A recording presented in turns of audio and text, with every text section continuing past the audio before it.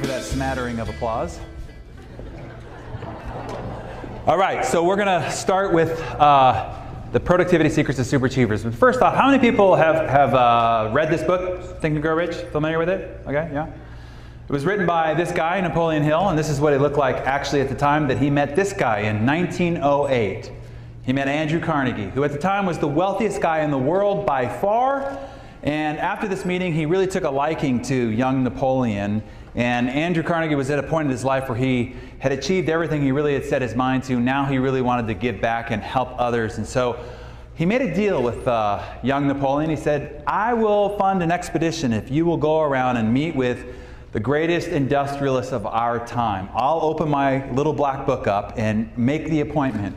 If you'll go on and sit with them and try to draw out the ideas, mindsets, the philosophies, the attitudes, the behaviors that have created the extraordinary success for these men and women all over the world. And so, thankfully, Napoleon took him up on that crusade. And imagine what it must have been like for young Napoleon to sit down knee to knee with the likes of Henry Ford or Thomas Edison to try to figure out what is it that these guys do that create their extraordinary success, or Alexander Graham Bell. He sat with John D. Rockefeller, Teddy Roosevelt, Franklin D. Roosevelt, Wrigley, Firestone, and so many more. And then the compilation of their ideas ended up becoming what we now know as today as Think and Grow Rich. And then Napoleon went on to become an editor of Success Magazine. It's a 110-year-old publication, and there's been just an extraordinary lineage. It was started by Orson Swett Marden in 1891. And at the time, back in the late 1800s, there was 500,000 people subscribing to Success. Orson Swett Marden is sort of given the attribute of starting the modern day personal development movement. And then later, back in the 50s and 60s, it was owned and published by W. Clement Stone. Og Mandino was an editor, and Napoleon Hill. And then now today, yours truly. And so what's interesting is exactly 100 years later, from that first meeting with Napoleon and Andrew Carnegie, is when we put Success back on the newsstand and published it for the first time and restored it back to its personal development, personal achievement roots. And I'm happy to report that we had the largest first issue magazine release in the history of publishing. We beat Oprah, we beat Martha Stewart, we beat Condé Nast, 1 million copies of the first issue. And today we reach about 3 million people. But what this has done, starting back in March of 2008, is it has given me the same opportunity that young Napoleon had, which was to get knee to knee with the great industrialists, or the great achievers of our time. Nobody has had access, and with the specific intent of trying to draw out the best ideas, insights, strategies, mindsets, behaviors of what has caused and created the extraordinary success of today's modern uber achievers like I have. So literally, as I stand here before you today, you're not just getting the best insights that I have. You could essentially say that standing shoulder to shoulder with me here is Steve Jobs, is Richard Branson, is Warren Buffett, is Oprah, is Howard Schultz of Starbucks, is Jeff Bezos of Amazon, because all their best ideas, insights, and strategies about how to produce a multiple of your current results with less effort and less stress have been compacted into the next short time that we will spend together here. So I will tell you that this is what we call the productivity secrets of superachievers. Where I really got clear about this is when I met these 3 dudes right here: Richard Branson, Donald Trump, and Tony Hawk. Because if working long hours was the key to success, if sacrificing nights and weekends, sacrificing your hobby, sacrificing your relationships was the key to success, I would be wealthier than these 3 guys. Because I know that I work longer hours, sacrifice more nights and weekends, spend less time with friends, family, and hobbies than these guys. I know that I frolic on the beach a lot less than Richard Branson does on his private island. I know that I play a lot less golf than Donald Trump does on his private golf resorts. And I know that I spend a lot less time with my hobbies, my friends, and my family as Tony Hawk does. And these 3 guys yet are still kicking my butt. And it really ticks me off, right? Because we all operate under the same 24/7, 365. And yet these guys are creating a multiplier of results versus mine. And they're doing it with a lot less effort, a lot less stress, and experiencing a lot more joy in life. And so after meeting these three guys, this is when I went on this crazy pursuit to try to figure out what truly is the difference between an overachiever, which I've been all my life, versus a superachiever. And an overachiever is one who applies maximum effort all the time and still yields minimum results. Now, it might be more results than everybody else around them, but it is still minimum by comparison to the Herculean effort and stress and overwhelm and overschedule behavior that's going on. So I want to outline the difference between being an overworked, overscheduled, overstressed, overwhelmed overachiever and being a stunningly successful superachiever that produces a multiplier on your current results with less effort, less stress, in less time. Because there is, in fact, a way, which is how the people that you see on the cover of Success Magazine have done what they've done with the same 365, 24/7. So the question I'm asked, again, is what did these guys and gals do differently than 7 billion people on the planet to appear on the cover of Success Magazine? So that's the first point I want to make out, is they have what I call radical focus. Like if there's one attribute that you want to hone, work on, it is this ability to radically focus. Because see, the world looks like this for most people. All these competing agendas, all these solicitations on your time and attention. And you'll notice that if you look at that, your eyes can't even settle on one of those boxes because of all the competing attention of everything else around it. And that's the way the world looks to most people. And so they're trying to operate, find their way, find their path in this very cluttered, crowded, perplexing environment. So what I want to try to show you how to do here in the next little while is to find the few things that matter the most amongst this myriad of competing agendas.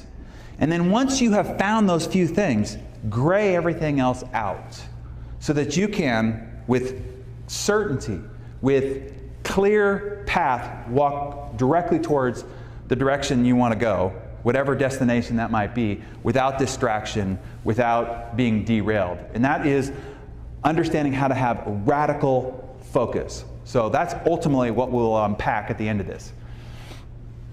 So one of the things that, in being asked, what do these people do differently than everybody else, the reality is it is not what they do at all. In fact, it's the opposite.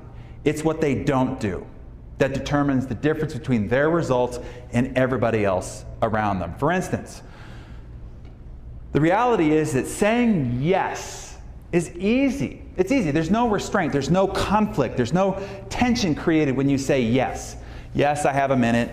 Yes, I'll take the call. Yes, I'll go to that meeting. Yes, I'll join you for happy hour. Yes, we can go to dinner with that couple, right? You know, yes is easy. There's no conflict. However, the master skill of success is, in fact, no.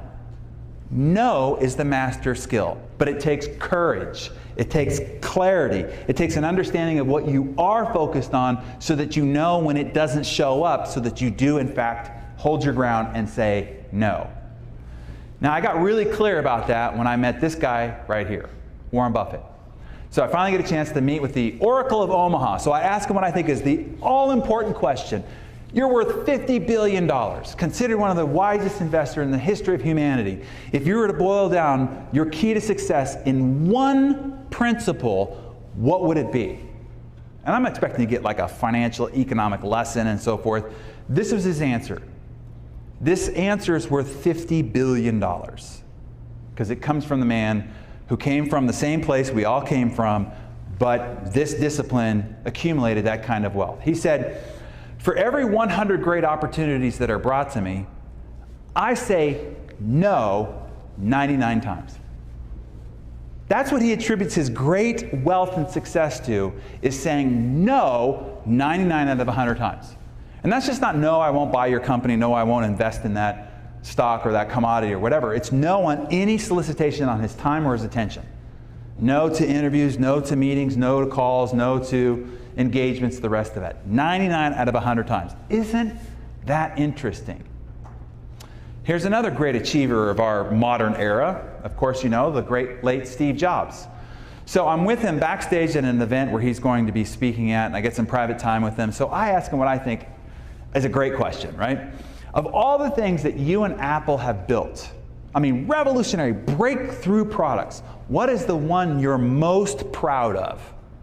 What do you think it is? Of all the things in his whole career, what was his answer to what is the thing that he's most proud of?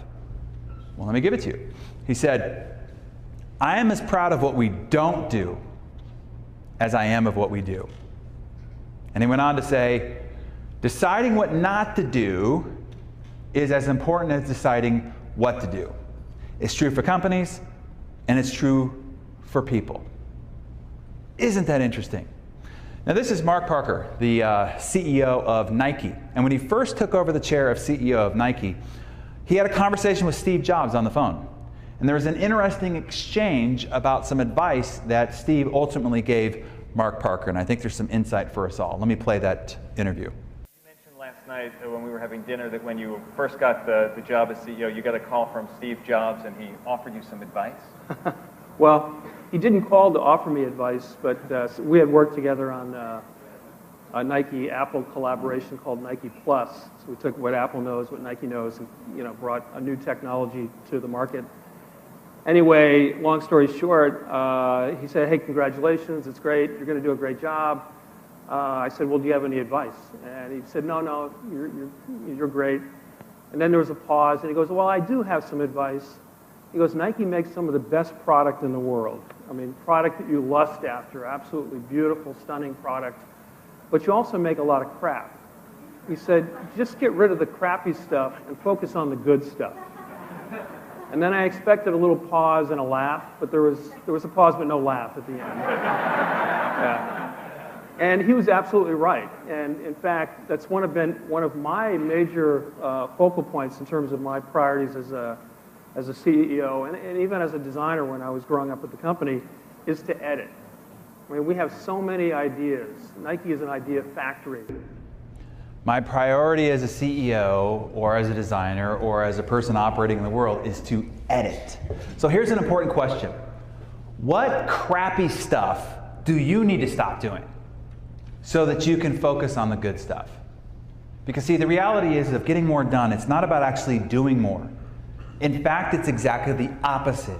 It is stop doing the things that don't matter so that you can clear the pathway of doing the things that do, and then you can start doing them at a much higher level. So Kenneth Cole, I think, put it in one sentence that I thought was great. He said, success has less to do with what we can get ourselves to do. Isn't that interesting?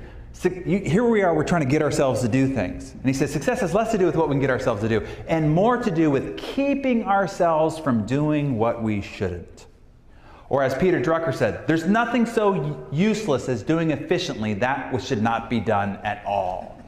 And most of us spend great portions of our day trying to get better and do efficiently things that we shouldn't even be doing at all. So I want you to consider this, to make it practical, okay? To make sure that you're translating this into your own life and results. Look at your calendar last week when you get home, and then consider, what should you have said no to? Now here's the first thing I want you to realize when you look at your calendar last week. How few appointments you actually had on the calendar. But yet you walked into the office and were busy all day long without even doing things that are important enough for you to even put on your calendar. You were just being pulled in 1,000 different directions, reacting and responding to other people's agenda all day long. So the first thing is which should you have said no to? And then look at your calendar next week and ask yourself, what should I say no to now? If I had to say no to 99 out of 100 things, which of those do I need to start saying no to? Then look at your idea list, look at your prospect list, look at your commitment list, your communication list, and start asking yourself, what should I say no to? You have got to weed out You've got to go lean. You have got to clear the field for your mind, for your energy, your life force, and your focus in order to dig a well that ultimately is going to sprout great wealth for you. So by the way, same phone number. I put both of these on the same system so that you can get a copy of all these slides. Again, I bring this up because I want you to focus on the key points, the things that strike you. Write it down, knowing that you're going to get the support of all of this, and you'll be able to hear this again as well. And so I'll provide you those resources. So you might be asking yourself the question, okay, so what do you do then? You can't just go around saying no all day long and, just saying no. Eventually you have to end up doing something. So what do you do then? Okay, great question. Here's the reality. It's not doing many things. And that's the thing that most, particularly those driven, ambitious achievers, they're trying to do many things at all times, spinning lots of plates. No. These uber achievers do not do many things. They do fewer things than each of you in this room. I promise you. So here's the deal. Super achievers learn to focus on what's called the vital few. From this matrix of competing solicitations on their time, they find and then focus and then leverage the vital few. See, it's better to be world class at a few things than mediocre at many. And what happens is most people go around trying to be good at everything and then become mediocre at most things and never world class at anything. For instance, look at the faces of these people on the screen here. Each of these people became world class in their profession, but they're only world class at probably one or maybe two things. And if you read the biography of most of these people, the rest of their life was rather mediocre, if not in some cases poor. But they became world class in one or two things, and now the history book recognizes them forever. And they were extraordinary achievers. They were Nobel Prize winners, they were celebrated athletes or entertainers, or they are people who truly did dent the universe and push the human race further because they became world class at a few things. So the question is what are you going to become world class at? What are you going to be known for by your world-class standard and achievement? What's the one or two things? Because if you try to do a bunch of things, you'll never be world-class at anything. So I wrote an article not too long ago that was titled, Why Most Superachievers Suck at Golf. And it was because I host a CEO forum, 24 CEOs. Jerry's going to come to it, an extraordinary experience. And then I do this elite program where graduates of that come and we do a full day weekend. And so a few of them flew in early before this event, and it's at the Grand Del Mar, spectacular golf course. And they wanted me to come and join them for golf. And so first tee, I tee off, and I said, gentlemen, I dropped the club. Let me just explain something here. Let me explain why superachievers suck at golf. Okay? And quite frankly, why I suck at a lot of things in life. You have to figure out what are you willing to give up in order to get what you really want. See, I've given up knowing what the popular sitcoms are on television. I've given up following the sports statistics of the local, football and baseball team. I've given up following the political crisis thing that's going on in Washington, D.C. I've also given up being a great gardener, or being a great cook, or being a great tennis player, or being a great golfer, right? Or a lot of other things in life so that I can become world class at a few things. And that's the major difference, is a lot of people run around trying to be good at a lot of things, ultimately are mediocre at many, and never world class at anything. So a question for you is, if you're going to be world class at anything, the first question you have to ask is, what are you going to give up to get what you want? And maybe it is, your final episodes of Breaking Bad or American Idol, right? Or, maybe it is following the political crud that's going on there. You have to give up certain things to get what you ultimately want. Identify those two. And so here's another distinction. So I had this epiphany after coming from a meeting with Richard Branson, and I said, okay, here's a big distinction. The definition of productivity is this: solving problems and getting things done. Okay? That's how it's described. But here's what's interesting then. The size of your life will be determined by the size of the problems that you solve. So let me give you some interesting distinctions here. So this guy sells houses, and he does pretty well. He sells real estate. So he's in the real estate business, your neighborhood realtor. This guy sells real estate too, in the same industry. But this guy chooses to just focus on bigger problems, and as a result, the results and the rewards are just as big. I recorded this after a conversation we had here. Let me just play you a little snippet from this guy here. People, they want to do one little house. Then I see people that want to do 10 houses, and I see people want to do thousands of houses. But the fact is, if you're going to think and if you're going to be doing something, do it big. In a certain way, it's better with the banks. In a certain way, it's better with buyers. You can make it more dramatic. Same business, just tackling a bigger problem. Here's another one. This guy's in the transportation business. So is this guy. You can take your 24/7 365 and run a really great bike shop, or take your 27 365 and run an airline. Same time, energy, and effort, bigger problem, bigger results. Or take a look at this guy. Runs a great local coffee shop. Fantastic, wonderful. Family stressed out with it, the whole bit, all the obligations of the bills and the employees and the rest of this. This guy runs a coffee shop as well. Just happens to be thousands of them across the country. Just tackled a bigger problem, thus the results in his life are different. This guy built an electric car. Fantastic, proud, wonderful. Good for him. This guy built an electric car. Became Tesla Motors. This guy's also in the travel business. He could help you go to the Ozarks, or he could help you go to the moon. Bigger problem, same industry, same time. This entrepreneur runs a website where you can buy a multitude of different merchandise on it. This guy runs a website as well. And because he attacked a bigger problem, he has a different size of life. So I just ask you to consider that. It's like same time, energy, and effort applied to a bigger problem yields multiples of results. Oh, here's a guy, here's a plumber, fixing your pipes. Gets paid 50 bucks an hour. Here's a guy who's a plumber, fixing your pipes. Just happens to be heart surgery, bigger problem, bigger reward, right? So the thing is, day to day, you are choosing the size of problem to spend time on, and it's creating the size of your results. So you could spend time trying to figure out how to increase the number of comments on your Facebook post, or how to tweak, the icons on your screen and solve that problem.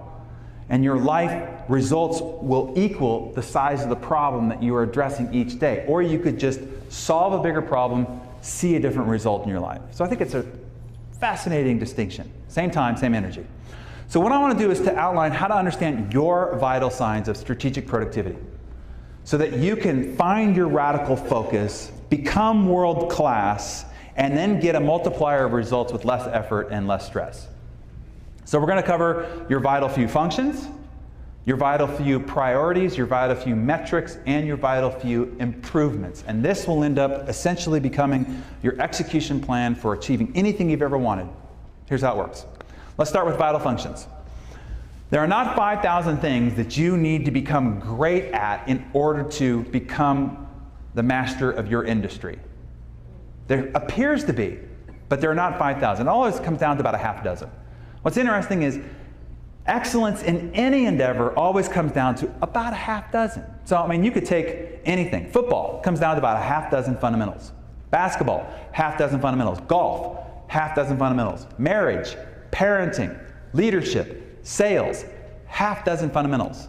One of my brother-in-laws is a rocket scientist, works for Raytheon. We're having this discussion. He says, it's funny, rocket science comes down to about a half dozen fundamentals. Everything in life comes down to about that. The key is finding the half dozen fundamentals and then mastering them. And I'll show you a couple of masters here. We all know that the legendary results of the Green Bay Packers under Vince Lombardi was his steadfast focus at being brilliant at the basics, right? They would just win the world championship. And the championship team's coming back for a new season, first day of practice. He would hold out a pigskin and say, "See this, gentlemen? This is a football. I don't care that you're world champions. I don't care that you think that you're great, you had a great season. We are starting right back down with the basics, and this is a football," right? He would say, the key to winning is to become brilliant at the basics. So much so that the opposing team would know exactly what play was coming and still couldn't stop it. That's how brilliant they became at the basics.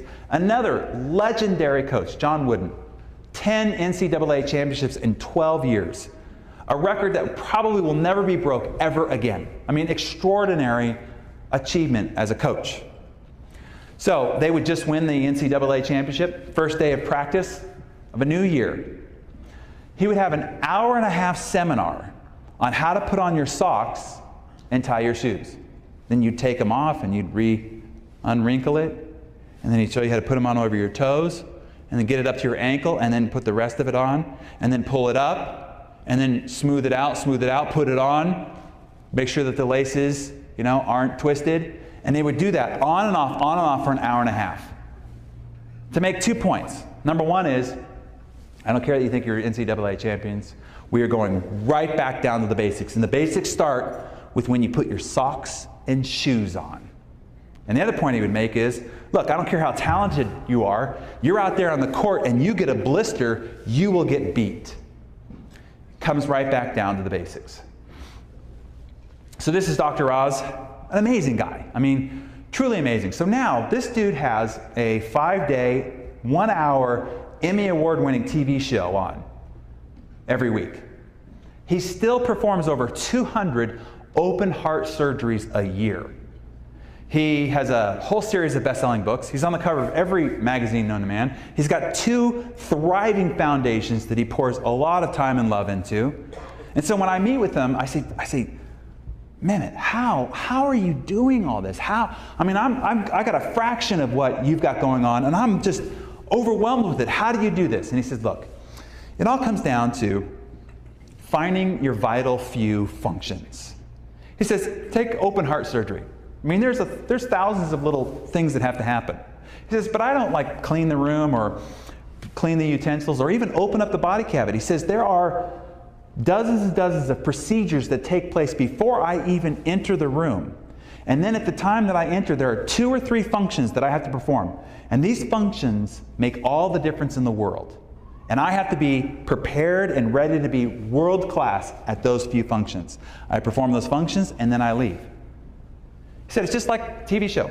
It's like I don't go and do the lights and all the rest of it. He says there's 2 or 3 functions that I have to be prepared and ready. And I go, deliver, and then leave. Writing a book, running an organization, leading a nonprofit. There are always just a few vital functions. Figure out what those are and become excellent at those, and you can perform all these tasks with great ease. Brilliant. When I was in real estate, I'll give you for instance. In real estate, there are 5,000 things that you could mistake as being productive, right? I mean, some of these you'll be familiar with, right? Set up the termite inspection, review the appraisal, get the permit report from the city, meet with the selling agent, check on the septic tank history, review the utility bills, show property, go to a buyer list. I mean, all these things are what realtors run around and do all day.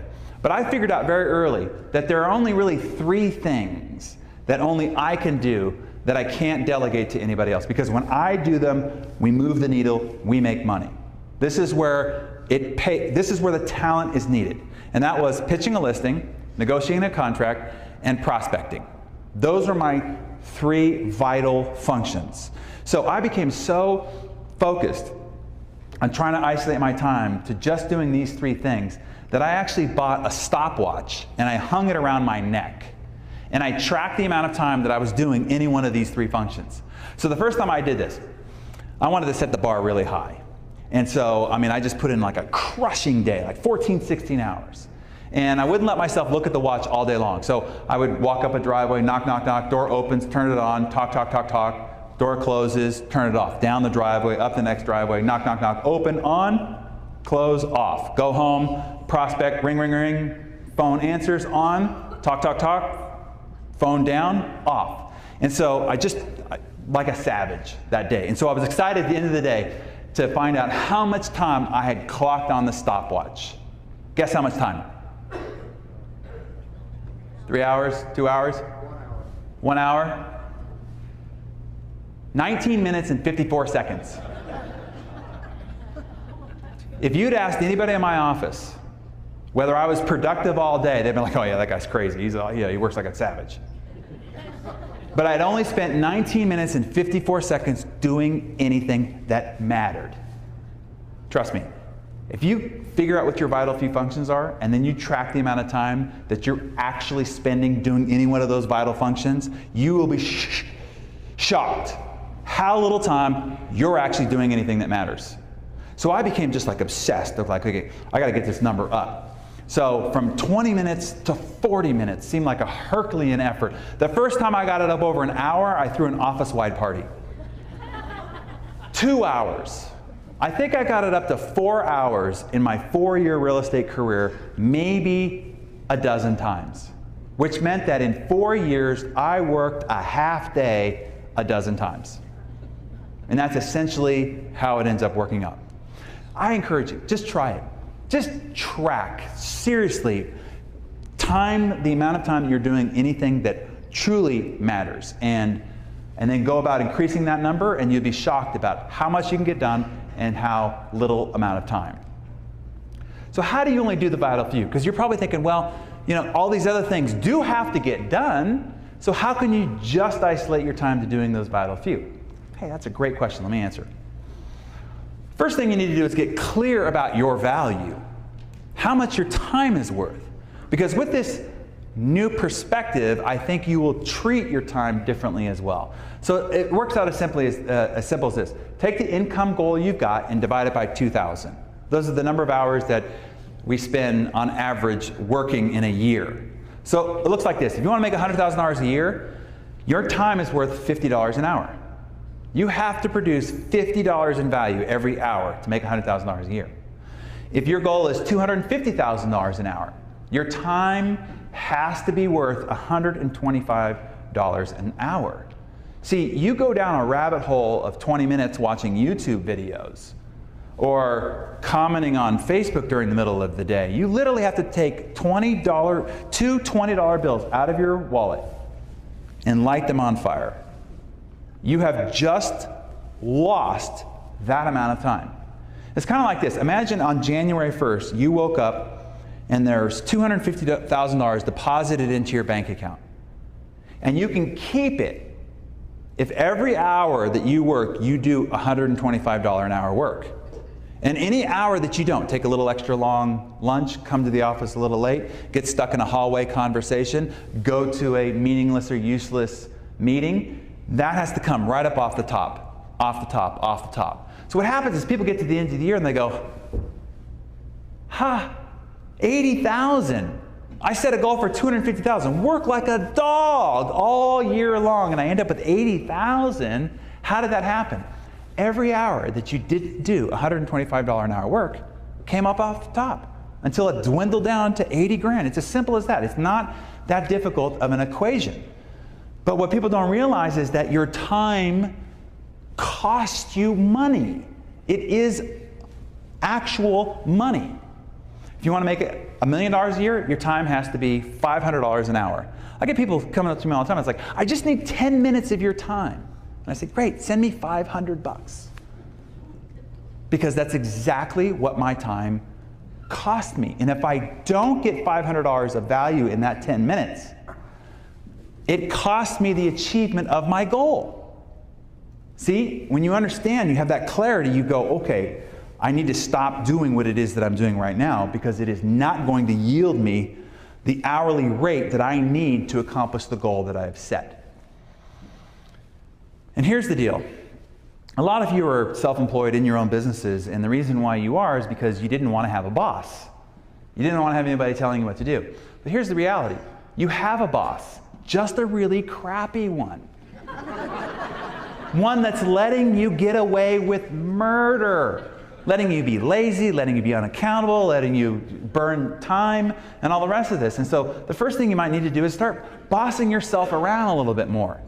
Ask yourself the question. You're in the middle of doing something. Ask yourself, would I pay somebody, if your goal is $250,000 a year, would I pay somebody $125 an hour to do this for me right now? And if the answer is no, $125, no, stop doing it, because it's costing you that much money. The great thing about it is you could hire somebody for 40 bucks an hour, 50 bucks an hour, hey, be generous, $80 an hour, and you immediately keep the arbitrage. You immediately keep the delta. You immediately make money by having somebody else do that task. You keep the difference. If you go and then, while they do this, you do $125 an hour work. And so, delegate everything anyone else can do at a lower rate. Free up every minute possible for you to do your vital functions. Now, some of you who are employed by our esteemed boss here, this is the discussion you have. You say, what do you think are my vital functions? To produce the result that we want here as an organization, what do you think are my vital functions? And once those are identified, so then it's okay that a lot of this should not get in the way of doing this as much as possible. Because what's happening is the boss or the employer wants the same result. They want focus. They want you to go deep with the most important things that your job, role, and responsibility is the contribution to the team. The problem is everybody's time and attention is being fractured, spending major time on minor activities. This lack of focus or lack of clarity is what's destroying the productivity potential inside of organizations. So this is Ken Fisher. He's a billionaire. He's on the Forbes 400. And he wrote this book, and I remember asking him the question, it's like, okay, how does somebody ascend from the bottom to the top? And he says, hey, look, when you first start any endeavor, you probably will have to do it all. Like, let's say you're starting a new business, okay? You probably will have to do it all. You have to do sales and marketing, you have to do customer service, you have to do the accounting, and you'll have to take out the trash. He says, but your job is to become a quitter. Get enough sales and marketing going to where eventually you have some extra money. You can stop taking out the trash. Hire somebody else to do that. Get more sales and marketing going. Stop doing the accounting. Get a little more sales and marketing going. Stop doing the customer service. Get the sales and marketing going. Stop doing the sales and marketing. Your job ultimately is to weed yourself out of a job entirely. On your org chart, nobody reports to you. There's no accountability to you whatsoever, except for finding great talent, cultivating a fantastic culture, and thinking about the strategic direction of an organization. But that's where you end up. At the beginning, you will have to do most everything, but the job is to start quitting as fast as possible, all the way up until you're not doing any of it any longer. Ultimately, you want to move from labor, doing it, to leadership. That's the distinction. It all still has to get done, but it doesn't have to require your time, energy, and talent, the talent that's running the enterprise, the one that should be spending time thinking about the strategic direction of the organization, going out and finding and cultivating A-level talent and putting them into the culture and setting them free. The rest, you want to move from labor to leadership. Everything you do is keeping you from doing what you should be doing. So what's better than a few? If you isolate all your time and attention down to a few, what's even better than a few? Yeah, one. What if you found the one thing that you do that contributes most to the enterprise or to your organization? So I'll give you a for instance. So I spent some time with Joel Osteen. As a matter of fact, he's the second time appearing on the cover of Success Now. First time I spent time with he and his wife in his home in Houston. And to me, Joel is not a Christian evangelist. To me, he is the CEO of a several $100 million enterprise, right? And so I asked him, I said, how did you do this? How did you grow this? How do you manage it all? How do you keep it all in sync? And he said, you know, when I first took over from my father, he says, I was trying to do it all. And I was doing weddings and baptisms and funerals, and I was editing the brochures, and I was editing the commercials between the bumpers around the TV program. I was adjusting the lights on the stage. He says, I was doing it all. And our organization came to a standstill. It couldn't grow any further than my calendar can handle. And it was killing me, and it was stagnating the organization. He said, so I had to step back and say, okay, what's the one thing that I do that contributes the most to the success of this enterprise? And he said, you know, I figured out it was that 22 minutes on Sunday. That 22 minutes, if that 22 minutes was inspiring, was hopeful, was excellent, it drove the entire enterprise. Everything else was a success behind it. He said, so I stopped doing everything else, and I just focused in on that 22 minutes once a week. And he only has to do it 22 times throughout a year, right? So here's his actual calendar through a week. Wednesday, he spends the whole day just thinking, making notes about what it is that he wants to talk about on Sunday, the whole day. Thursday, he writes it out word for word.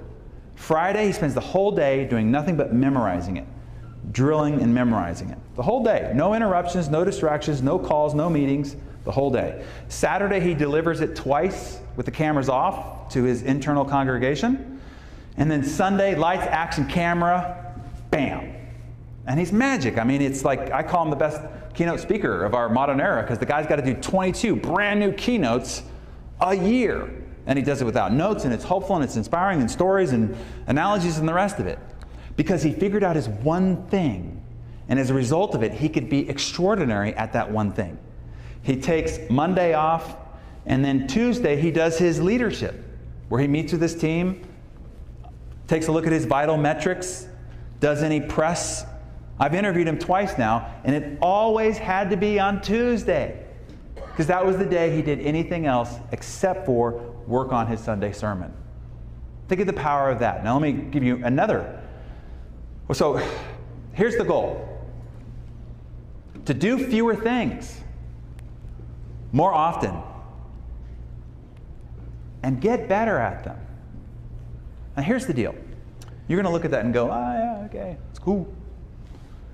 This is it. This is it. So I had this interesting experience. A friend of mine, his father had turned 100 years old. So a centenarian, right? And I said, I want to meet and interview your father. I said, would you ask him to write down what he thought was the greatest contribution to his success? Because the guy was very wealthy, very well respected, an amazing individual. So I write down everything that he thought mattered to become successful, that he could leave behind. So I show up, and I'm expecting to get this like 30 to 50 page tome. And he hands me a single piece of paper. And it's got like 12 things on it. And he says, that's it. This is it. Every single word on there is crucial. It's vital, but that's it. And he says, look, you can hand this piece of paper to an 18-year-old, and it's not going to mean anything to him. They have to take the trip themselves to understand how vital and essential every single word is. So I'm pausing here for a moment to tell you, that's it. Like, don't let this pass. Don't let me go to the next slide without saying, that's it. How does Richard Branson do it? How did Steve Jobs do it? How does Warren Buffett do it? How do any of these uber achievers do it? That's the formula. Do fewer things, more often, and get better at them.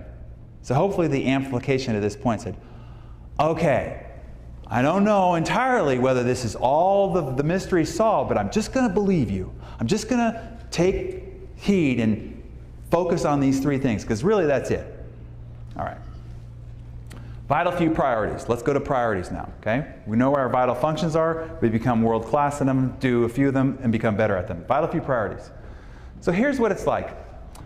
How is it that a vulnerable human being can tame a powerful, strong, vicious lion with a simple bar stool? How is that possible? Because this lion could tear the human limb from limb, but a bar stool will keep it at bay, will tame the lion. The reason is the lion sees the four legs of the bar stool as four threats and feels overwhelmed by the threats and thus becomes docile and tamed. Same thing happens in our lives. It's called the lion syndrome. When we have too many choices, it creates paralysis. When you have too many priorities, you become like a deer in a headlight. You don't move on any of them. It creates paralysis. You become docile. You become tamed.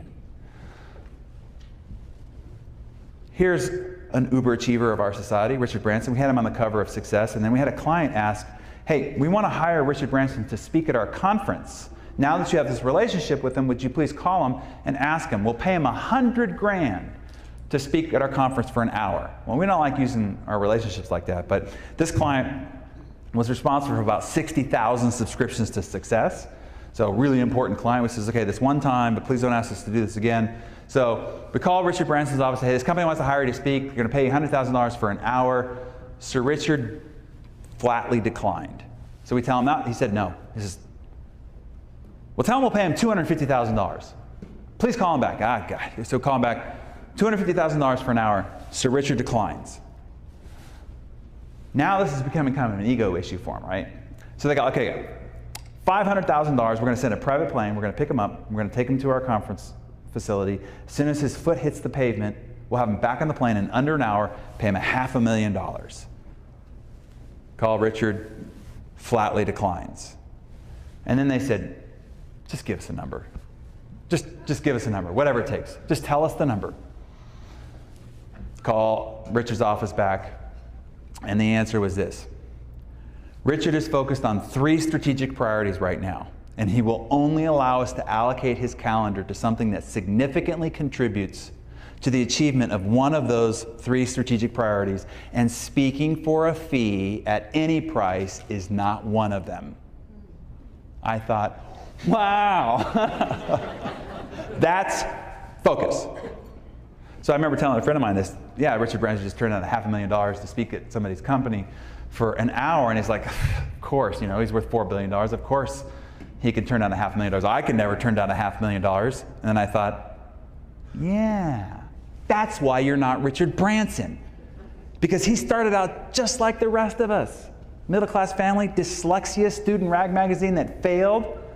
And he didn't just arrive at this focus. It was because of this focus all along the way that he ends up with 400 companies and worth $4 billion. So same thing for you is, what are your 3 strategic priorities, and how strong are you willing to be about saying no to any other shiny object, no matter how tantalizing it might be, to stay the course on your 3 priorities? I have another CEO friend of mine who runs a very successful company and got tired of his company becoming so derailed and infatuated with the latest idea every day, every week. And so now if anybody walks into his office with a new idea, he says, what the focus are you talking about? Just stay the course. Somebody sends him an idea over email. What the focus are you talking about? We have our strategic plan. We know our priorities. Stay the course, stay the course, stay the course. Jim Collins put it this way. He said, if you have more than 3 priorities, you don't have any. And so figure out, what are the 3 most important priorities, period. Let me give you the Buffett method. Okay, if you have the courage to do the Buffett method, here it is. Simple as this. So this is what he does. He says, write out all your priorities. Make a long list of all the priorities that you've got in your whole organization. Write out all the priorities, okay? Everybody can do that. Number 2, now narrow it down to your top 3. Okay, everybody can do that. Now this is the difference between making $500,000 a year and being worth $50 billion. Number 3, here's where it takes courage. Throw away the rest of the list.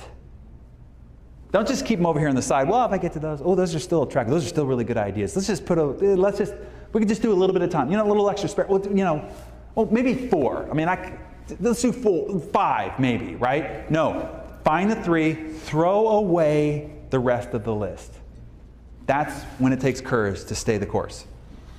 So what's better than a few? If you isolate yourself down to a few priorities, what's better than a few? You're getting the hang of this. 1, exactly. So let me give you the guy that became brilliant at the 1. the late Steve Jobs, learned this when he took over Pixar. And he saw how an entire creative team that was focused on only producing one blockbuster movie. So the whole staff and team was focused on just one movie. And because they were only focused on one movie, Toy Story at the time, it became a breakthrough in animation. Done things that no other studio has ever done because of the collaboration and focus of just the one thing. So when he took back over Apple, he brought this discipline back into Apple. And if you remember, when he took it over, he cleared the clutter, 4 quadrants, and says we're only going to do one new breakthrough product at a time. And so they launched the iPod. It was the only new product at the time. The whole organization just focusing on the iPod, then pushed the bounds and it became a breakthrough product. Now, I always had these little rogue groups going, but they were in lockdown. If you were an Apple employee, you couldn't even go to these other parts of the company. Did not want the mindset being fractured to the whole of the company that was just focused on making the iPod extraordinary. And then after the iPod, it was nothing but the iPhone. Then after the iPhone, focused on the iPad. After the iPad, retail. And that was just one major priority at a time, which is the reason why each one of them became breakthroughs in their own right with a collaboration and focus on the one. Him individually. Now here's a guy that was running $2 billion companies. What are the demands of somebody running a $1 billion company? Investors, employees, HR, legal, liability problems, marketing challenges, all the rest is PR, all that being pulled on your calendar. But Steve became so focused on the one thing that he would spend 3 hours every day focused on the #1 priority of the organization. Whatever that was, 3 hours carved off on his calendar to do nothing but focus on that one thing. That is why breakthroughs were made. But here's a great challenge of our time about staying focused. Here's what we all have to deal with and are under attack with. The information overload that is surrounding us all day, every day. And then the constant solicitations on our time and attention all day, every day. From blog posts to Facebook comments, to RSS feeds, to tweets, to mobile alerts, to text messages, to emails, constantly fracturing our time and attention. And we love it. We're addicted to distraction. Here's why. #1, it provides us a form of relief. When we're focused on the one thing and it becomes hard and difficult to stay concentrated, and then there's a knock at the door or there's a text, you're actually relieved. It's a justifiable excuse for you to be distracted from what it is that you really should have been doing. #2 is we have this insatiable thirst for novelty. We're always looking over somebody else's shoulder to see if there's somebody more important, or there's something new, or something fresh, something different over the horizon. And then lastly is we want to be wanted. Every time we get a text message, inside we go, oh, somebody wants me. We get an email, oh, who loves me now? Right? And we just go around with this whole thing. You know, we put a Facebook post up there and we watch it, we're like, oh, I got a like. I'm like, it's crazy. We've all turned into, schoolyard children about wanting to be wanted. And the consequences are we're overstimulated, overwhelmed, unproductive, and unfulfilled. And on average, we are distracted how often? How often do you think we're distracted throughout the day? Every 3 minutes.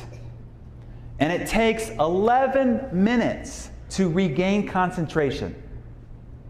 Now, I'm no math whiz, but you can see a problem with that, right?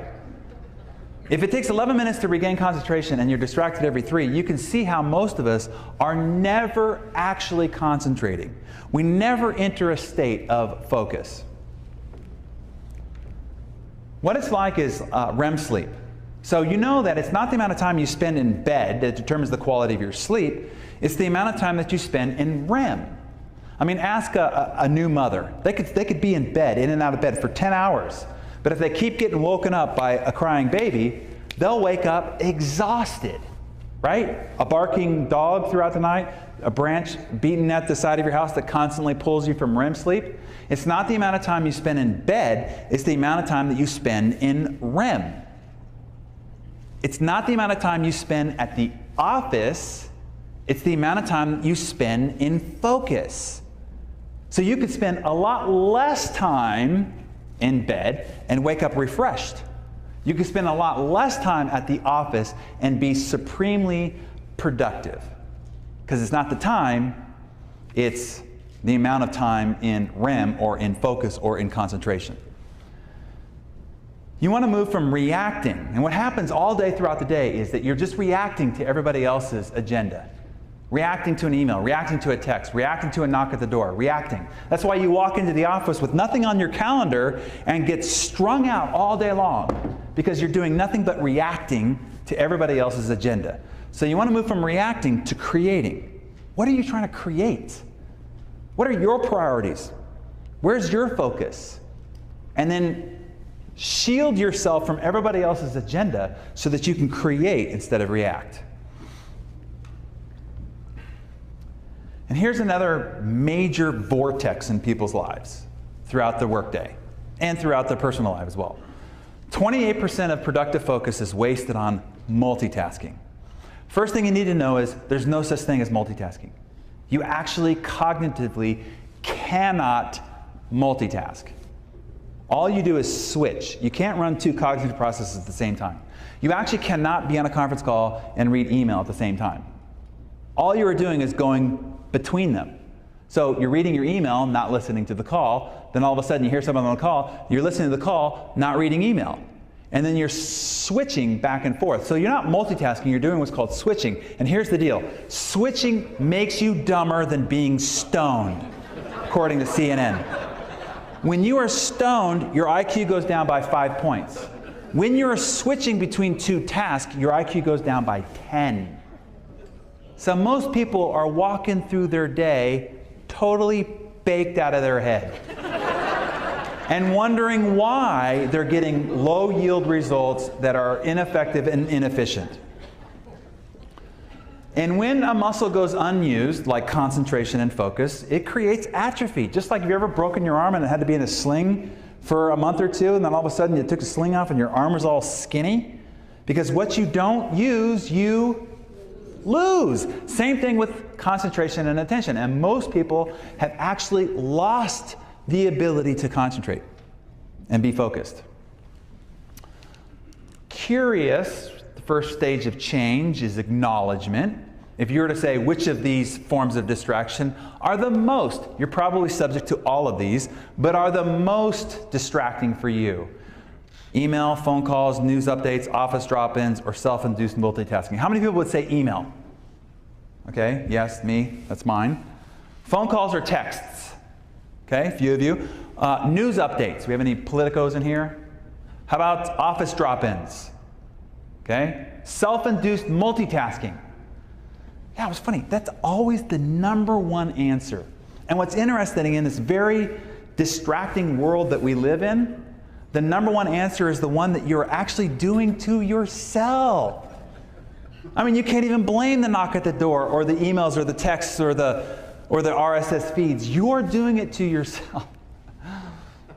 So don't mistake movement for achievement, activity for productivity, and rushing around for results. Because you could spend the whole day rushing around, and then if we quantify the results, it's not much. So let me give you some strategies for high performance. Some things that you can apply. You can go back to the office, start applying this right now, and it will multiply your outcomes. So here's a strategy to immediately triple your productivity and results. Now it sounds like a big claim, but this is no hyperbole. Triple your productivity and results. Here's how I know that we can do that. There's a recent study involving Fortune 500 CEOs. And they went and surveyed and observed how much time the average CEO spends on productive activities. So these are the top of our totem pole, the CEOs of Fortune 500 companies. They got the resources, the staff to delegate and the rest of this. How much time do you think the average Fortune 500 CEO spends on productive tasks?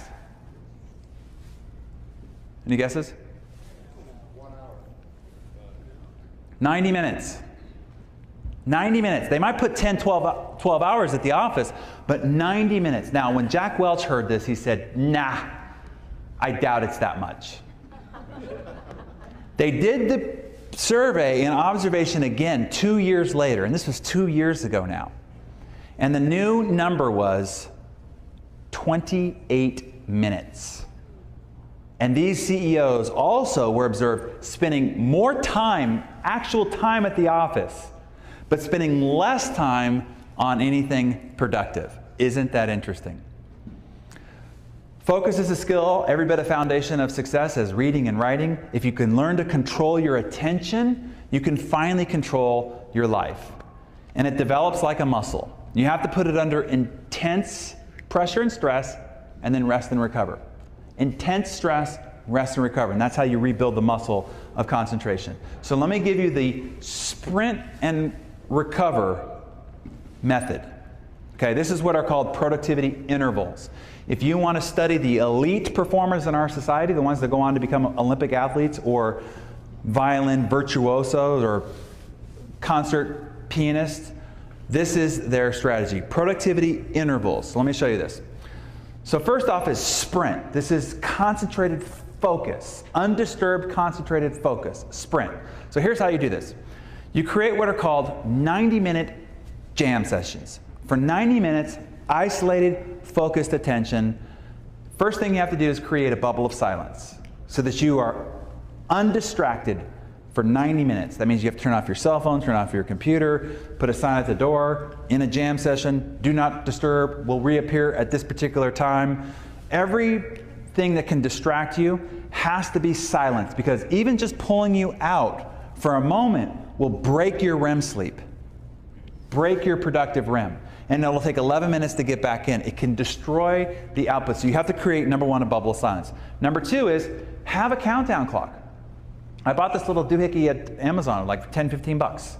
And I put it on my desk, so I said, okay, it's time for a jam session. Close the door, turn everything off, glass of water, no getting up to go pee, 90 minutes.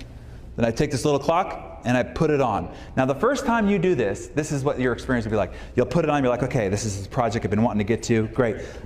You're working, you look up and you're like, 78 minutes left? Right? You work a little harder, and you're like, I'm like, I'm really making progress. 67 minutes left. You'll realize quickly how much you've lost the ability to stay focused on one thing, to concentrate. And if you persevere, you push through, at the end of the first session, you'll be like, wow, look at the progress that I made here. And you'll become addicted to this process, like the outcomes, the creative output, the deep wellspring of creativity that you can tap when you go into these 90-minute cycles of focused jam sessions is extraordinary. And literally, you can, in 90 minutes, triple the productivity of the average Fortune 500 CEO by just doing a single jam session. My goal is to always do 2 or 3, but at least 1 triples the productivity of the average Fortune 500 CEO. But then you have to recover. Recovery is just as essential. Interesting thing that I'm not going to drag you through that. Here's the problem. The problem is the absence of disciplined and intermittent recovery. For most of you in the room, you're achievers. You wouldn't have said yes to this invitation. You're achievers, okay? You guys you're motivated. Nobody has to tell you to work long, hard hours. Nobody has to tell you that. As a matter of fact, everybody's got to tell you to stop. And that's true of this recovery. Most of you will have more difficult time with the understanding that you need to rest and recover more than you actually have to pursue and work. Because chronic stress without recovery depletes energy reserves, leads to burnout and breakdown, and ultimately undermines performance. If you're an Olympic trainer for an Olympic athlete, there are 2 sides of the development regimen that you have to focus on. Number 1 is the training schedule. This is our training schedule. But a person who's signed up to be an Olympic athlete, they're already obviously obsessed. You don't really need to push them to train. The one thing you do have to push them, though, is to rest and recover. And that is just as important as the actual training is, because if they overtrain, they will start getting diminishing results. That the real separation between the great Olympic elite athletes is their ability to stay in rest and recover mode, right? Same thing with all of you at the office. You're overtraining. You're starting to move into diminishing returns. You're starting to buy back your progress because chronic stress, energy reserves, and all the rest of that. Your judgment is waned and you're producing less results. So let me give you a game-changing mindset shift to adjust this. You get paid to rest. As an Olympic athlete gets paid to do their rest and recovery so that they can go back to the training and operate at the highest level, so do you. This is a funny story. So the last Masters, I was watching the Masters in my favorite chair in front of the TV, and I called the guy to come and wash my car. So the guy shows up, he's like, hey, my wife's like, who's this guy coming to wash your car? I'm like, yeah, he's going to wash my car. He's like, $50 for somebody to wash your car? Isn't that a little ridiculous when you sit here on your butt? Well, these are conversations that wives have with their husbands, right? I said, here's what I want you to observe. Right here, me right now, I'm making money. Right now, I'm making money. Because if I don't rest and recover and I go back to the office and I'm not operating at my highest level, we lose money. This is as productive of a thing that I could do right now. Now, a lot of people like washing their car and it's meditate and all the rest of that. No, for me it's work.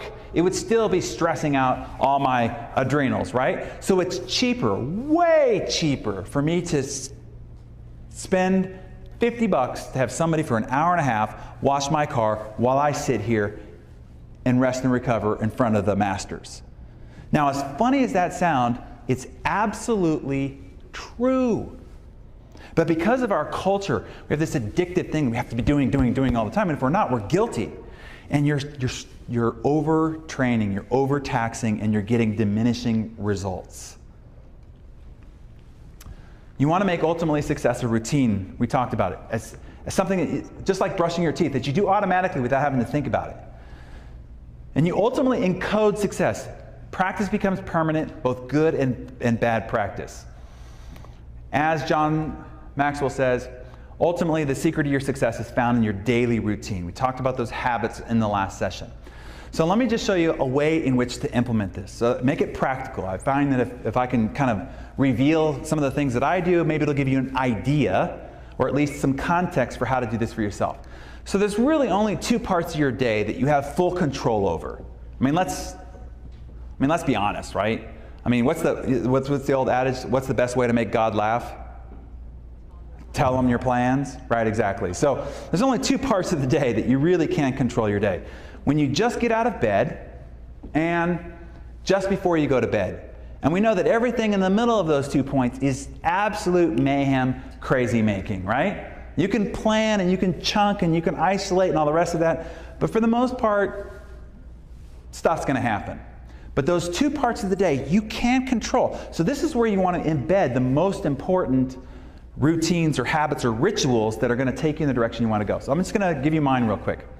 So when I first get out of bed in the morning, 5 or 5:30, I had to train myself, by the way, to get up at 5. I was a night owl, pursue deep into the night, but I had to time shift myself to get up early and go to bed earlier so that I could get up at 5:30 in the morning. It's when there's magic in the morning. And then I heard Jerry gets up at 3:30 in the morning. That's crazy. And Carol gets up at 4:45. Made me feel bad about myself, but I get up at 5. I let it snooze once while I sort of think about the day. Who am I going to meet? How do I want to show up? How do I want to encourage? Just sort of set the tone, no big deal. And then I put on the coffee maker. And my chiropractor friend was after my butt forever. You've got to stretch more. You've got to stretch more. You can't work out without stretching. It's costing the health of your back and so forth. So I try to do it before I worked out, try to do it in the middle, try to do it afterwards, try to do it in the morning, try to do it. Nothing worked, right? So I figured I have to embed this into a ritual that I do every time. So I found that the coffee maker takes 8 minutes. And that is the perfect time while the coffee's brewing that I do my little stretch routine. So I got an 8-minute stretch routine that I learned from Dr. Oz. And what was funny this morning, so I get up blurry-eyed, I find where the coffee maker is, I get it going, and then I'm like 3 minutes into my stretch routine right there in the middle of the living room of the hotel, and I realized, oh crap, I'm stretching. In other words, I was doing it automatically without actual conscious intent because it's become part of a ritual. And that's what you want to do. You want to embed these things that you have to get done in some sort of a ritual that happens automatically without thought. Then I read for 30 minutes. Set my iPhone, no more than 30 minutes. Something positive, something instructional. And as soon as the alarm goes off, wherever I'm at, I close the book up. Because if it starts to bleed in the 45 minutes or an hour, the next time you think of it, you're like, I don't have time for that right now. But if it's only 30 minutes every single morning, you can always do it. Then I do what's called a calibration or review. I just sort of look at where I'm going. The 5-year, 1-year, quarter, month, week goals, no big deal. Just sort of, I just want my brain looking at the environment around me to see if they can attach anything that's relevant to my goals. I figure out I review my vital functions, my vital metrics, my vital priorities, and I figure what are the 3 most important priorities for today? And then I figure out what's number 1. And then I do 1 jam session right there in the morning. 1 90-minute focused jam session. It's the best time. The world hasn't woke up yet. They haven't started attacking you via email and text and at the door. And in 90 minutes, you can get more done before 8 o'clock in the morning than most people get done all day long. It's kind of like the old Army commercial, right? We get more done by 9 a.m. than you get done all month. Same thing when you can do one of these 90-minute jam sessions first thing in the morning. So that's my morning bookend. And then in the evening, just real quick, I plan for the following day. Just look at the calendar, make sure that I've got everything set.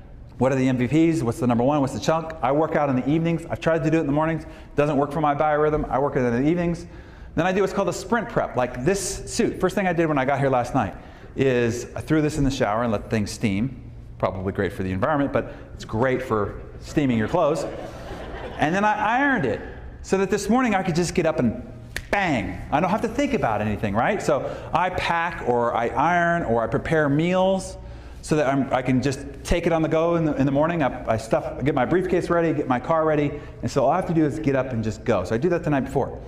Journal for 5 minutes. What are any ahas, any things that came up, anything I'm grateful for that particular day, and then I read for 30 minutes. Something positive, something instructional. What's the worst thing you possibly could do before you go to bed? Watch the news. I can't believe that people watch 10 o'clock news and then go to bed. And now all of a sudden their whole brain is just on fire with murders and wars and crime and all the rest of these things. Find something positive for your mind to focus on for the 8 hours that it's going to spend munching on it. And that's it. That's the just before bed. Now let's talk about vital metrics. It's just a review. Same thing, the 3 key behaviors, and track it. And then use a gyroscope. Those are your vital metrics. And then lastly, vital improvements. Okay? How do you focus on the few things that you need to improve on the most so that you can move the needle in the area most important to you? So let me give you I'm just going to cover this quickly. Some mistakes that I see in people in their learning and in their development. We need to learn less, actually, because we're absorbing all this information, and doing none of it, and we need to study more. I had somebody on Facebook say, "You've inspired me. I've decided I'm going to read 32 books this year." And I said, "I'd rather you read 1 book 32 times. Would be more helpful than just reading a book, putting it down, and picking up another, and doing none of it." So we need to learn less and actually study more. So let me give you my personal development plan, okay? I call it my 1-1-5-3-1-30-35-10-10 plan. It's actually a lot simpler than that. Let me show you. Take the number 1 goal. We talked about the big 3, but what's the number 1? And then what's the number 1 skill most important to achieving that goal? Is it better communication? Is it consultative selling? Is it better presentations? Is it emotional intelligence? What is the 1 skill most important to achieving that goal? And then take this new skill that you've focused on, and I do 1 new skill a quarter, and immediately go and buy the top 5 books, focus on mastering that skill. Just go on Amazon, bam, no big deal.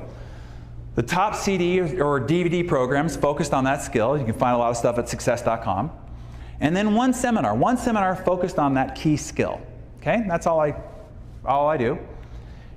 And if you're not sure which books, which CDs, ask some of the top people in your industry, because they've read the books and they've listened to the CDs, and get their recommendations. Now you go, well, how do you have time to do all this personal development stuff? Simple as this, 30-30. Remember I said 30 minutes of reading in the morning, and then while you're driving, instead of listening to Yak Radio, put in one of those CDs that you've got for that quarter and turn it into what's called net time, no extra time. While your hands are busy, your mind is free. And you could do it while you drive, you could do it while you walk the dogs, you could do it while you exercise or while you run or while you travel. I mean, you spend 300 hours in your car on average every year. You could get a PhD degree in any skill you want in those 300 hours, because you're going to take the 300 hours anyway. So simple as that. And then treat it like a race. I treat my personal growth and development like a race.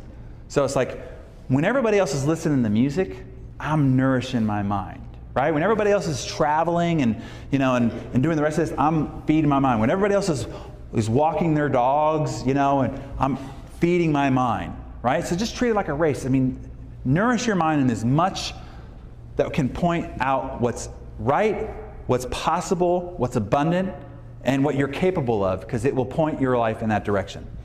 So you go, well, this stuff is expensive. How much, where do you find the money to invest in all this personal development? Simple as this. When I was 18 years old, we all know by ancient tradition, take 10% of your money, carve it off, tithe to help other people. Okay, fantastic, wonderful, great. Take another 10% and carve it off and tithe to yourself and reinvest it in your personal development. So this is a philosophy that I was taught by Brian Tracy when I was 18 years old. He said, look, for every dollar you invest in your personal development, it adds $30 to your bottom line over time. It's the best investment you can make. Now, a lot of you are in the financial industry here. Take a look at the difference between the results of these other investment products and vehicles over the last several years versus a potential 3,000 return if you invested in yourself. Before you fund your 401k, before you fund your retirement plan, fund your personal development. I asked Jerry last night what he would attribute his success to, and it's just this constant growth and development that he got on this appetite, influenced by his mom and his father's discipline he had given attribute to. And as a result of it, this is where he's arrived. That's a huge ROI versus the amount of money if he put it into his 401k. So that's what I suggest is the return on investment. And as my mentor Jim Rohn said, never begrudge the money that you spend on your own personal development. It's the best investment you can make.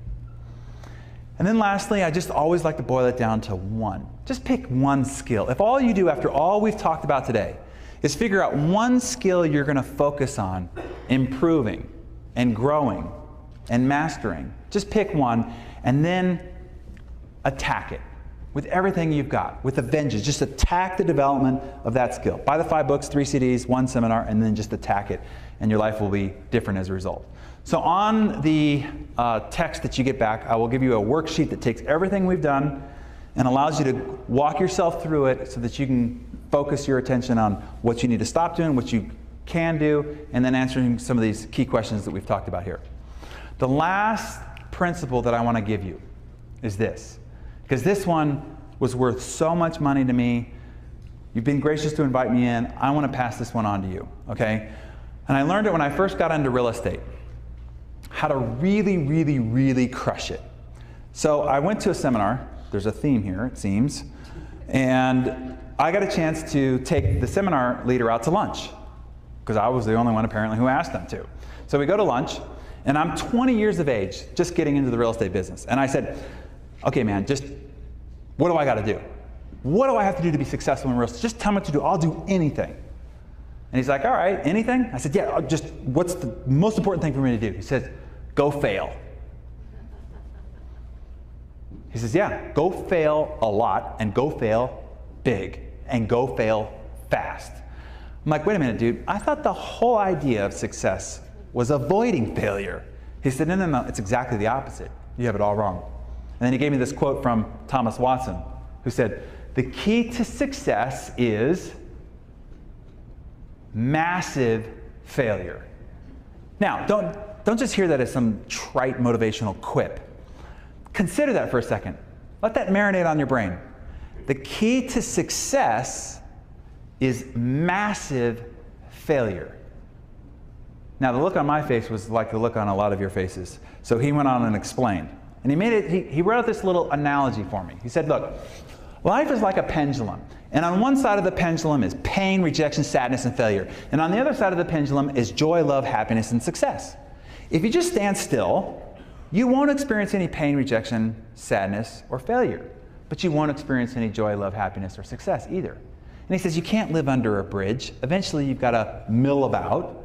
So what you end up doing is you end up finding this little comfort zone, right? You're only willing to experience so much pain and rejection and sadness and failure, so you only experience so much success, joy, and happiness. And this ends up becoming a comfort zone that you're not willing to stretch yourself out of. And people wonder why they're not getting greater results. He said, now look, you can't push the pendulum on the side of success. He must have went to a Jim Rohn seminar. What you pursue eludes you. You can't push it on the side of success, but you can push it on the side of failure, on the side of rejection, on the side of defeat, on the side of pain. So your job is to go experience as much pain, rejection, sadness, defeat, and failure as possible. Push the pendulum high and wide on that side of the pendulum. And he says, I promise you, it'll swing back in equilibrium. And so I took him seriously. I said, all right, bring it on. And I went back to the marketplace and I said, where can I get as much pain, rejection, defeat, sadness, and failure as fast as possible? So for some of you that are familiar with real estate, there's a few places.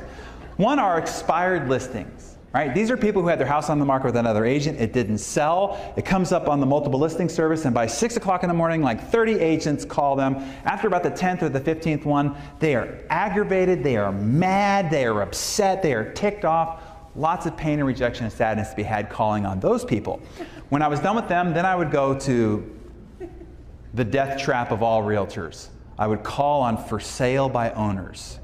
These people hate realtors so much they wouldn't even think of listing their house with an agent. Call on them, lots of pain, rejection, sadness, and defeat to be had there. Then when I was done, I would park my car at the end of a street. I would take out my little notepad. I put 50 check boxes on it.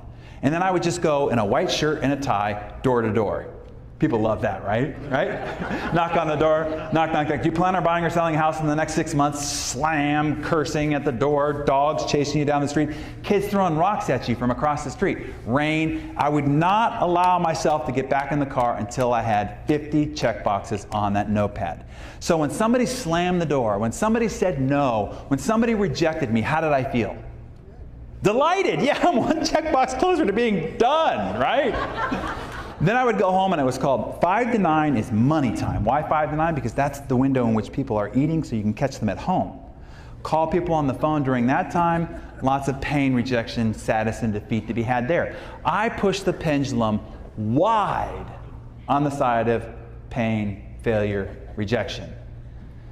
And as he promised, it swung in equilibrium on the other side. In 90 days, I was outselling an office of 44 agents, 20 years of age, no business being in the real estate business. I saw a recently I saw a photo of myself when I was 20 years of age, and I'm like, who would list their house with that kid, right? More listings, more escrows than the entire office combined. At the end of the first year, more business than the number 2 and 3 agent combined. At the end of the following year, number 1 out of 3,000 agents in the entire county. Not because of any great talent or any great skill, but because of this one strategy right here. Because every once in a while, those expired listings are like, okay, yeah, all right, fine, you. Every once in a while, those for sale owners are like, okay, I'm tired of this, yeah, just list this thing, get it off my plate. Every once in a while, you knock on the door, like, we're just thinking about what this house is worth. Why don't you come in here and tell us what you think? Every once in a while, you call somebody on the phone, you're like, our daughter's looking for a house right now, maybe you can help her. And that's how the pendulum swung in equilibrium on the other side. Now, to this day, this is a new comfort zone. If I get to the end of the month and I have not had some embarrassing, defeating failure, I am mad at myself. Why? Because I want more success. Well, what is the key to success? Massive failure. If I am not pushing the pendulum on the side of failure, rejection, sadness, or defeat, then I can't get it on the other side. And so here's what I want to encourage you to do. To see failure completely differently. To learn to love it. I mean, like seek it, like enjoy it, like celebrate it. Instead of making a goal for all the number of new clients or new successes you can make a 100 no contest. Who can get 100 people to tell them no the fastest, right? And whoever wins is celebrated. And then another extra prize is whoever has the most gut-wrenching, heart-stomping, embarrassing failure wins the biggest prize. And carry them around on the shoulder. Because as soon as you stop having this resistance or this tentativeness about potentially failing, and that you pursue it and you turn failure into fun instead of fear, it opens up all the floodgates. The only thing stopping you from anything, the only thing from tapping that greater potential that I said all of you have, that you are underperforming to, is your reticence around the fear of failing. And when you turn that into a pursuit that you love and celebrate and it becomes fun, all of a sudden, floodgates open, potential realized, achievements beyond your wildest dream. When I had a chance to spend some time with this guy in a box at a Mavericks game, I asked him what he thought his greatest key to success was. And he gave me an answer, and later I found this answer show up in an actual commercial. So let me have him tell it to you in his words. The video. I've missed more than 9,000 shots in my career. I've lost almost 300 games. 26 times I've been trusted to take the game-winning shot and missed. I've failed over and over and over again in my life. And that is why I succeed. I've failed over and over and over again in my life, and that's why I succeed. Yet the world knows him as one of the greatest players of all times. They know him for his successes. And the way that he created all those successes was through great failure. I'll introduce you to another giant failure. I mean, this guy's had some public flame outs. You remember when he drove a tank down Madison Avenue and he was going to take over the cola industry and he had Virgin Cola all over the tank and he dressed up in fatigues? That failed. Virgin Vodka, gone. Virgin Cosmetics, bankrupt. Virgin Cinemas, Virgin Clothes, Virgin Cars. Remember when he dressed up in drag? Now, how many CEOs dress up in drag? That's putting yourself out there. Virgin Brides is now defunct. But here's his motto. He said, screw it, let's do it. If you fall flat on your face, just pick yourself up and try again. The guy delights in failure. He's not tentative or reticent of whether it might or might not work. Screw it, let's do it. If you fall flat on your face, just pick yourself up and try again. Or as Eleanor Roosevelt said, do something every day that scares you. It's one of the metrics that I write down every night. Did I do something today that scared me? If I didn't, it was not a successful day because I didn't push the pendulum. If I want a greater expanse, I've got to push it. I started with a story of my dad. I'll end with one. I'm 8 years old. We're skiing Heavenly Valley. And it was the first time I skied by myself. And now Heavenly Valley, they had the Olympics there, right? And they have this last run, it's called Gun Barrel, and it's big double black diamond, and I wasn't supposed to end up there, but I did, and I had to get down. So I'm like, man, I don't want to lose my streak. You know, I didn't fall down one time, so I went down really tentative. It took me a long ass time, but I finally got to the bottom. I saw my dad and ran up to him and said, Dad, guess what? I skied by myself all day long, and I didn't fall down one time. And he said, well, you didn't get any better. He said, look, until you push yourself beyond your current skill level, until you fall down, you can't get any better. Falling is part of the process of growing. Failure is part of the process of success. And we had painted on our garage wall these words, no pain, no gain. And I've lived by that mantra. And somebody says, if there's one mantra you would attribute your success to, this is it. No pain, no gain. It's kind of like at the gym. Your program calls for 10 reps, and you do the 10 reps, and the last 10, you start experiencing pain. Well, now it's the 2, 3, or 4 that you do after that the growth begins. The first 10 just got you to the table. Those were table stakes. It's what you do after you experience the pain that determines the growth that you get. Same thing when you're prospecting or you're working through the day and then you hit the wall, right? You know that wall where you're like, I'm done. It's the amount that you push past the wall that determines ultimately the success that you achieve. And so don't avoid pain, pursue it. And then once you enter it, delight in it and just push yourself a little bit further. And the little bit further is what's going to give you the strides over your competition, and enough of those over time and they can't even see the back of your bum. And no matter how talented, skilled, or experienced anybody else is in your marketplace, you can beat anybody at anything. You can accomplish any goal over time if you just stay consistent. And so the productivity secrets of superachievers are simply this. Number one, stop doing what fools do. 2, master the few. Number 3, out-focus your competition. Number 4, outlast them through consistency. Number 5, measure, monitor, keep an awareness on your progress. And then lastly, out-fail your competition. You do those half dozen principles, I promise you there's nobody outside of this room who didn't get the clarity and the structure of these half dozen things that can possibly keep up or compete with you. And then hopefully, all this applied 18, 24, 36, 48, 60 months from now, maybe one day we see your shiny face on the cover of Success Magazine. Thank you all very much. Appreciate it. Thank you.